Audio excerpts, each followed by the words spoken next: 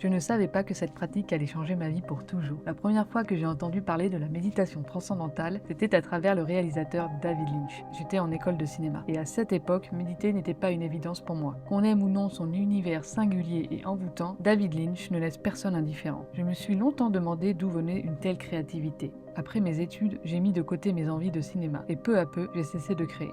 Des années plus tard, en me demandant où étaient passés mes rêves, j'ai eu la sensation de passer à côté de ma vie. C'est là que la méditation transcendantale est revenue à moi. Cette fois, je l'ai suivie. Ce fut une véritable plongée en soi. Pendant ce temps, tout avait été enfoui. Et c'est ainsi que mes envies créatives sont alors ressorties de la terre. Comme des belles plantes longtemps endormies. Dessin, photos, écriture, la méditation ne force rien. Elle crée simplement l'espace pour ce qui est déjà là puisse émerger. Pendant longtemps, je croyais que certaines choses étaient inatteignables. Aujourd'hui, comme David Lynch, je réalise des films et je vis de mes rêves. Et j'ai compris une chose, en faisant silence, on accède à un potentiel que je croyais hors de portée. En réalité, il a toujours été là.